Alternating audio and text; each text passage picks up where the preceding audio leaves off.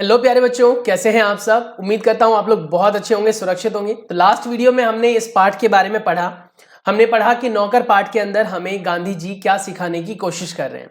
हालांकि इस पाठ के जो लेखक थे, यानी कि जो इस पाठ की जिसने कह सकते हो रचना करी है, उनका नाम है अनु बंदोपाध्याय।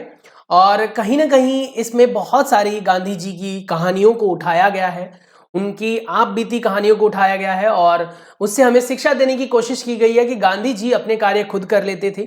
इस प्रकार से गांधी जी अपने घर के बर्तन धोने से लेकर सब्जी बनाने तक और कई मील पैदल चलने तक, जब उनके पास कोई कार्य नहीं होता था तब भी वो कई मीलों तक पैदल चलते थे, जिससे कि उनका शरीर हमेशा कार्यरत रहे। 78 वर्ष की उम्र में भी जाकर वो अपने कार्य खुद कर लेते थे। हमने जाना था कि किस प्रकार से उनके दोस्त की पत्नी जो थी, उनके जो बच्चे थे वो उनको परेशान करते थे और सोने नहीं देते थे, जिसकी वजह से उनकी पत्नी बहुत दुबली पतली हो गई थी और बच्चा दूध नहीं छोड़ रहा था। तो भी गांधी जी ने इसमें मदद की। अब गांधी जी ने उनको दूध नहीं पिलाया, ऑब्वियस सी बात है, पर उनको घुमाते टहलाते और धीरे धीरे करके महीनों बाद उस बच्चे ने दूध पीना छोड़ दिया था। अब इस चीज से तो हमें यह शिक्षा मिल गई कि कहीं ना कहीं गांधी जी बहुत कार्यरत थे। लेकिन नौकर के बारे में क्या बताया गया? तो उन्होंने कहा कि नौकर को कभी भी नौकर ना समझें, उनको घर का सदस्य समझे, सम्मान दे, प्यार दे, जिससे कि वो अपना वृद्धि और विकास कर सके और आपके प्रति सम्मान रखे। और जब आप कुछ किसी कार्य को करने के लिए ना भी बोलो तो वो समझ जाए कि सामने वाला क्या कार्य कहना चाह रहा है। आज हम इस वीडियो में पाठ्य के प्रश्नों के बारे में बात करेंगे, अभ्यास के प्रश्नों के बारे में बात करेंगे। निबंध से पहले हम इन 5 प्रश्नों को कवर करेंगे कि आखिर इन 5 प्रश्नों में क्या है। फिर निबंध के आगे से कुछ हमारे पास प्रश्न है, जैसे पहला प्रश्न है गांधी जी इतना पैदल क्यों चलते थे, और आपके घर में कोई कार्य करता तो सबसे ज्यादा कार्य कौन करता है। उसके बाद अनुमान और कल्पना के आधार पर भी हम कुछ प्रश्नों के उत्तर को ढूंढेंगे और भाषा की बातें भी करेंगे। लेकिन ये सारी चीजें एक ही वीडियो में कवर नहीं की जा सकती, ये आपको भी पता है। चलिए देखते हैं कि आखिर हम कितने क्वेश्चंस के आंसर्स या सवालों के जवाब ढूंढ सकते हैं। एनसीईआरटी सॉल्यूशन क्लास 6 के लिए हिंदी का ये पाठ नंबर 13 है नई किताब से, और पुरानी किताब से ये पाठ नंबर 15 है बच्चों। वन शॉट वीडियो तो हम आज कवर मतलब इससे पिछले वीडियो में कवर कर चुके हैं। आज हम डिस्कस करेंगे एक्सरसाइज के क्वेश्चंस, है ना, क्यू एंड आंसर्स के बारे में, यानी क्वेश्चन एंड आंसर्स के बारे में आज हम बात करने वाले हैं। तो चलिए देखते हैं पहले प्रश्न में क्या लिखा हुआ है। पहला प्रश्न जो है अपने पास यहाँ पर वो निबंध से है। 5 प्रश्न है हमारे पास यहाँ पर।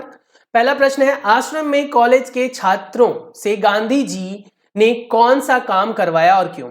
हमने देखा था और जाना था कि कैसे आश्रम में जो कॉलेज के छात्र आए थे वो बहुत अंग्रेजी झाड़ रहे थे और अपने आप को अंग्रेज समझ रहे थे, कह रहे थे हम पढ़े लिखे हैं तो हमें गांधी जी उस हिसाब से कार्य देंगे। पर गांधी जी ने क्या कार्य दिया बताओ? अनाज बीनने का कार्य दिया था, गेहूं को साफ करने का कार्य दिया था।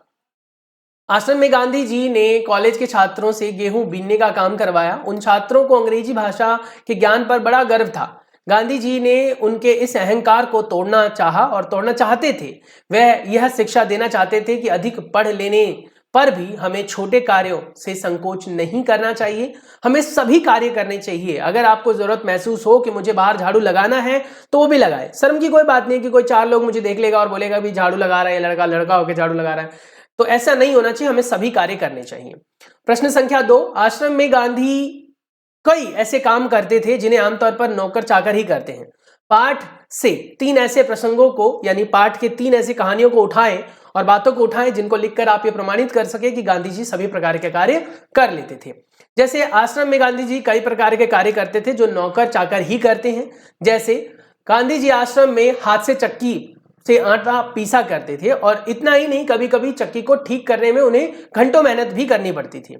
वे बर्तनों की सफाई करते थे और इतनी अच्छी तरीके से करते थे कि कहीं ना कहीं जो एल्यूमिनियम के, तांबे के बर्तन होते थे वो भी चांदी जैसे चमक उठते थे। वे रसोई घर में सब्जियों धोने, छीलने, काटने और सब्जियां बनाने में भी मदद करते थे और साथ ही साफ सफाई भी पूरी रखते थे। और ये कार्य कौन करता है? नौकर चाकर ही करते हैं।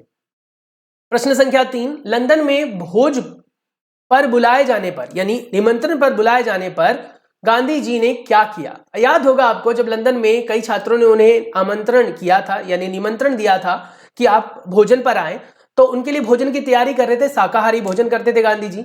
और अचानक से कोई दुबला पतला व्यक्ति आ गया था और उनकी मदद करने लगा था, उन छात्रों की। लेकिन उन छात्रों को नहीं पता था कि गांधी जी दिखने में कैसे हैं, सिर्फ उनका नाम पता था कि गांधी जी बहुत बड़ी शख्सियत है और उनको बुलाया था उन्होंने। तो वही बात यहाँ पर लिखनी है। जब गांधी जी लंदन में छात्रों के भोज पर पहुंचे तो उन्होंने उस समय पहुंचकर तस्तरियों में सब्जियां धोई, बनाई और साफ करने का कार्य किया और छोटे मोटे काम में सहायता करने लगे।